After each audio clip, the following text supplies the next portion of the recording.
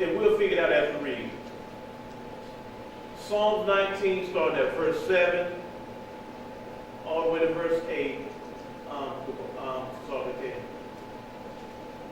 Tehillim, or Psalms, the 19th chapter, verse 7. The law of Yahuah is perfect, converting the soul. The testimony of Yahuah is sure, making wise the simple. The statutes of Yahuah are right, rejoicing the heart. The commandment of Yahuah is pure, enlightening the eyes. Okay, stop right there. We simply have 5 wise. What made the 5 wise virgins wise? The law of Yahuah is perfect, converting the soul. The witness of Yahuah is what? Sure, making wise the simple. Now let's go to Proverbs, the 28th chapter and the 7th verse. Remember, 5 wise, 5 foolish.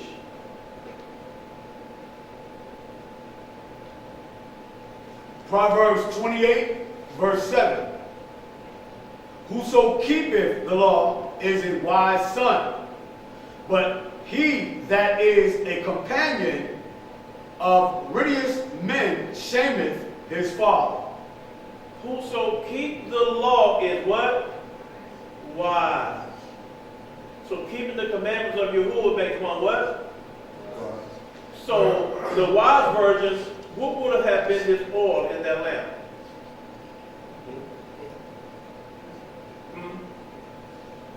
So was the oil in the lamp? Yeah, what would have been the oil in that lamp? Yeah, keeping the commandments.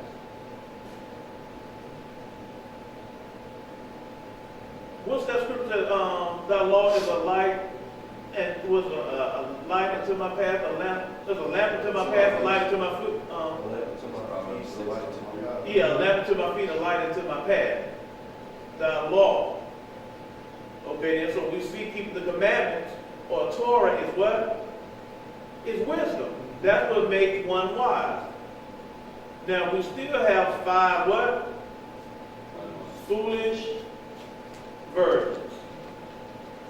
Let's go over to That's Psalms 119. huh? That's Psalms 119. Psalms 119? Okay, yeah. Let's go to 1 Samuel 13 and 13.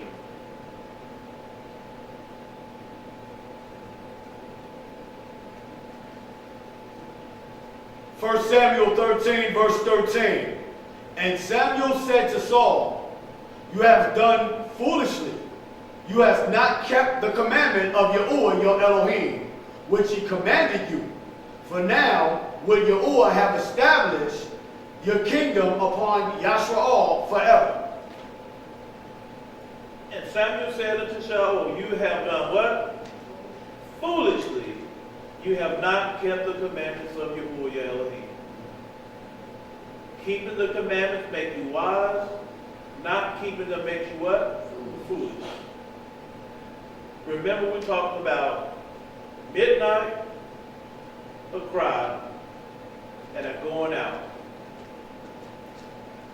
All of this, you see how it still lines up with the nation of Yashra'al?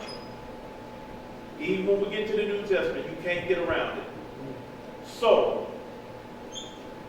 when we see that word crying out, Akoti Kara just explained to us that crying out would be like a shofar or teruah, a shout going out that the bridegroom is coming. So, when we look at that, we automatically know that there's a cry that precedes the coming of Mashiyach, letting the bride know that the bridegroom is coming. Prepare yourself. When we go back to Shemot the 11th chapter and verse 4, we're going to see something. Now remember that cry went out and at what? midnight. What can anyone tell us about midnight? It's in the middle of the night, which makes it what? The darkest part of darkest portion of the night. So when we read about the tribulation of Yashra'al, or the tribulation in Revelation in end time, the most difficult and hardest part of the tribulation period is associated with midnight. Because that's going to be the hardest part for anyone to get through. It's going to be the hardest and most difficult part for anybody to even try to endure. So, we're going to read Shemot right quick, 11 and 4. Exodus 11 and 4. Shemot, or Exodus 11 verse 4. And Moshe said, Thus saith Yahuah, about midnight will I go out unto the midst of Mizraim or Egypt, and all the firstborn in the land of Egypt shall die, from the firstborn of Pharaoh that sitteth upon his throne, even unto the firstborn of the maid servant that is behind the mill, and all the firstborn of beasts. He said at midnight he would go out, right? And he was going to perform this plague. And let's see what happened when he performed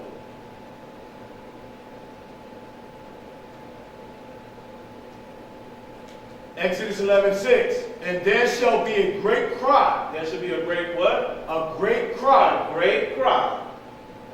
Throughout all the land of Egypt. Throughout all the land of Egypt. Such as there was none like it, nor shall be like it anymore.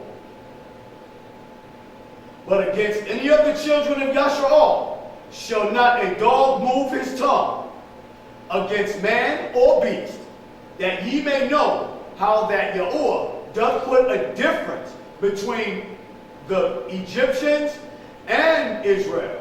Okay, we see something right there.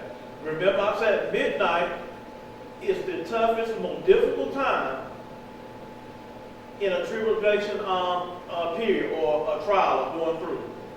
Remember, at midnight, a cry goes forth. What was the most difficult plague out of all the plagues placed on Egypt? The one that really smacked Pharaoh on the top of the head and he decided, I got to let these folks go. They got to get the hell out of here. It was the firstborn. Now, let's go look at Shemot 12 and 29. We're going to start reading there.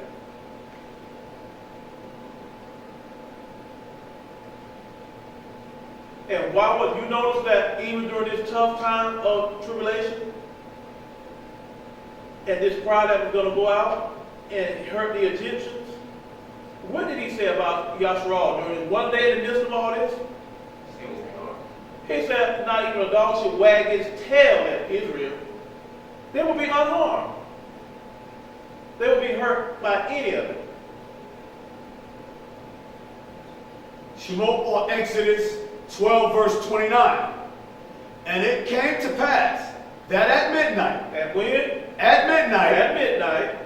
Yahuah smote all the firstborn. He smote the firstborn. In the land of Egypt.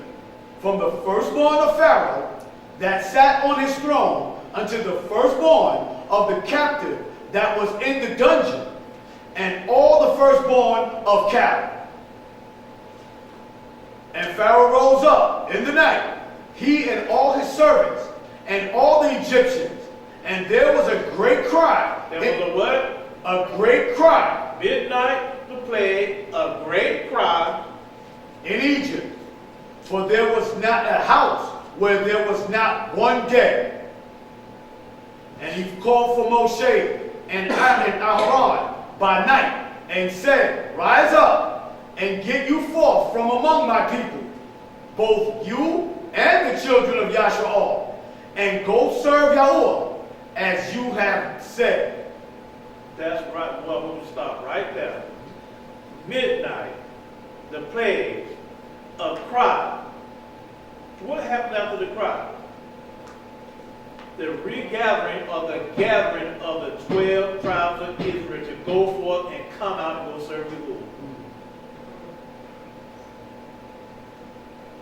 thing ain't about nobody else.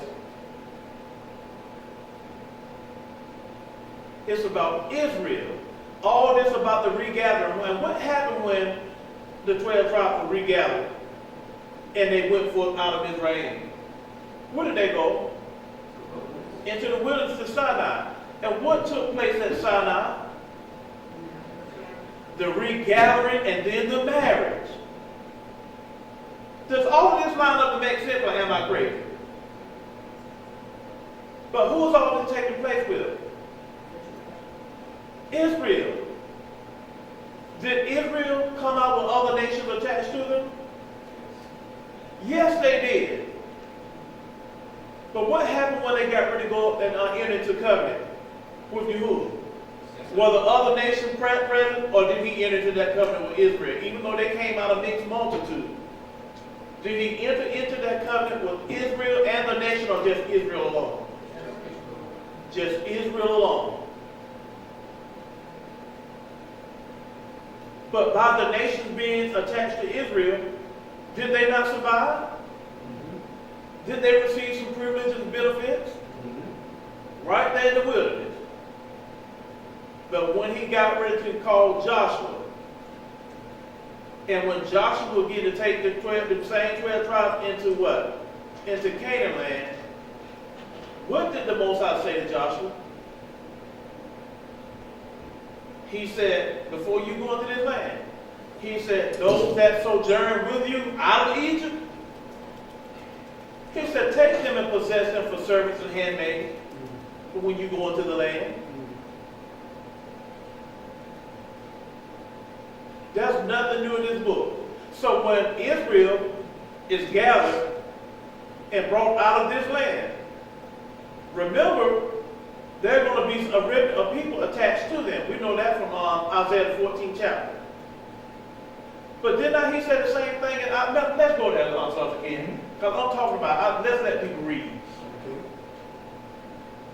And I know you guys have heard this passage here a billion times. But let's see if it makes sense to line up with the same thing that happened in Shemot.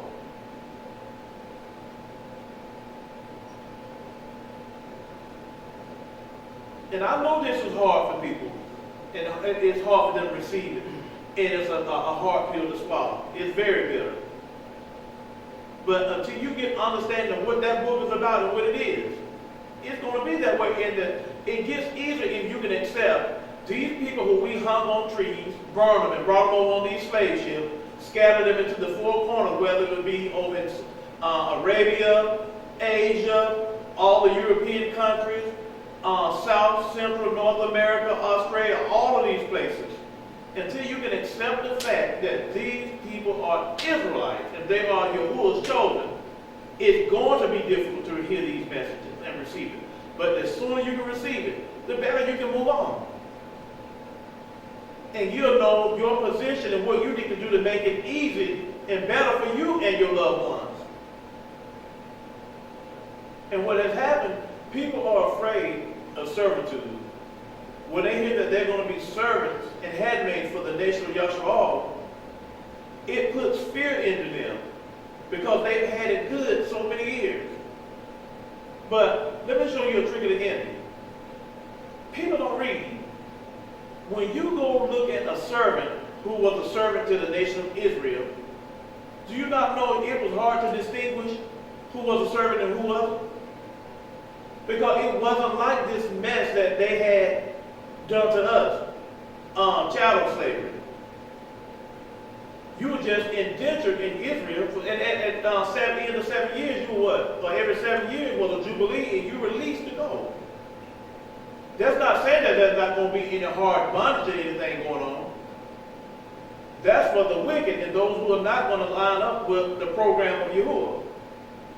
That's what we did those lessons about the stranger. And when you go back and look at that lesson about the strangers, it was one particular stranger, the Garrett, the 1616, who had a favorable position amongst the nation of Israel. They were not Israel, they were just citizens who received benefits from having citizenship in the land of Israel. That's all it is. you're a servant of Israel, according to Torah, when we go back, you couldn't even draw blood from a servant. Not with it being punished or paying compensation for it. And if you had servants, guess what? You had to provide what? Land for them. If you want to be married, you had to what? Give him a wife. You know, that stuff wasn't done for us. Yahuah has laws concerning how your servant is supposed to be treated. And it's a good thing to be a servant to Yahuah or to his people. If you made it to that point where you can live amongst them and be servants to them, it's really good for you. Now, if you're of those other strangers who didn't make it to that, it's going to be mighty hard and difficult for you. It's going to be mighty hard and very difficult. So that's why I tell people that a few of these lessons, pay attention to what we're reading. And go read it for yourself. That's why these lessons sound like that. Now, we're going to let Zar, the warrior who read this for us, and pay very close attention to it. Oh, Isaiah 14.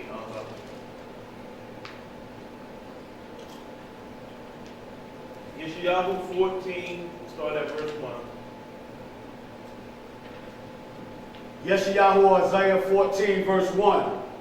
For Yahuah will have mercy on Jacob, and will yet choose Yashra'al, and set them in their own land, and the strangers shall be joined,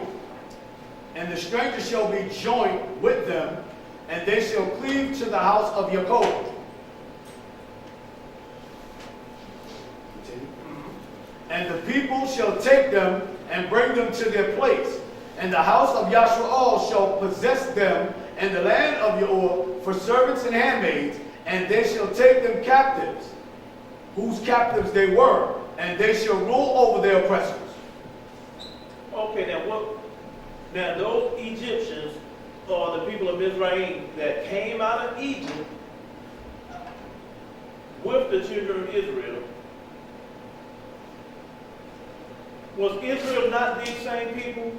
Were they not captives to these people? So when we come out of this land and the strangers do what? Attach themselves to Israel? You ever notice that stranger right there is 1616? That's the same Ger we was talking about in the previous lesson we did a while back on the strangers. Right. That's the one that's found in a favorable position. All the other one, Yahuah is dogging out. He's dragging them down through there. But this one is just like the one when we were in Mizraim before we entered into Canaan. He said, those that sojourn with you, you notice that these here are sojourning with us? He said, take them and possess them for handmaids and servants. He said, you're going to rule over those that oppress you. Now, continue reading on. Let's see what he says. And it shall come to pass in the day that Yahuah shall give you rest from your sorrow and from your fear, and from the hard bondage wherein you was made to serve, that you shall take up this proverb against the king of Babylon, and say, how hath the oppressor seized the golden city? Seized. Yahuah hath broken the staff of the wicked, and the scepter of the rulers. He who smote the people in wrath with a continual stroke, he that ruled the nations in anger, is persecuted, and none hindereth. That's good right there. So we see the same thing. Israel going to be regathered, brought out. The strangers going to be what? Attached to them. Before we enter back into our land, what happens? The same thing. Those same strangers will be what? Servants, handmaids. He said that kings and queens are going to be your nursing mothers and fathers. He said the nation, kings and queens are going to be what? Your nursing mothers and fathers. This is not that hard. So that's why when we look at these stories, we have to take people back and allow them to read it because they've heard so much foolishness and madness through these religious institutions down through the years. And it's only when you take them back and make them read that they can really get an understanding. Let's go to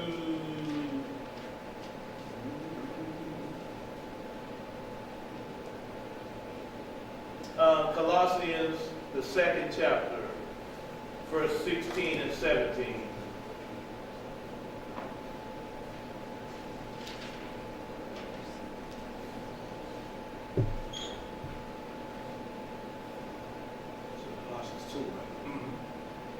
Colossians 2, verse 16. Let no man therefore judge you in meat or in drink or in respect of a set apart day or of the new moon or of the Shabbat days, which are a shadow of things to come, but the body is of Mashiyach. Okay, so we're looking at Colossians, the 2nd chapter, verse 16 and 17. We need to pay very close attention to that. Because I bet y'all like, well, what does this have to do with anything? Let's read that one more time, Zara. We're going to look at it real close to see what's really going on here. Colossians 2, verse 16. Let no man therefore judge you in meat or in drink, or in respect of an set apart day, or of the new moon, or of the Shabbat days, which are a shadow of things to come, but the body is of Mashiyach. Okay then. So it says, let no man therefore what judge you or discern of correct ways in meat or in drink. Automatically when it says in meat or in drink, what's the first thing come to your mind? Yeah, the motive or offerings and observance. It is said, or in respect of a set apart day. What are set apart days? Well, all of the, feast days. Okay, yeah, our feast days and seasons. It's the or of a what? New moon, or the new moon, which gives us what? Our times and cycles. Or of a Shabbat,